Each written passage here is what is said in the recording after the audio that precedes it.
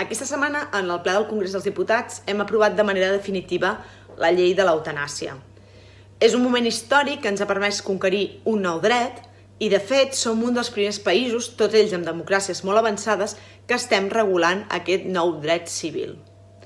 Els i les socialistes treballem per tal que les persones puguin tenir una vida digna amb igualtat d'oportunitats.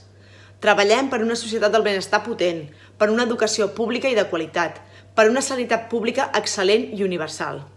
I perquè treballem per una vida digna, també havíem de treballar perquè aquells que ho desitgin tinguin dret a morir dignament.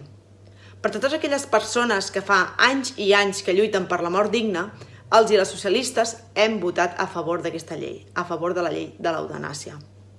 Perquè tots hem de tenir la llibertat d'escollir com vivim, però també com morim.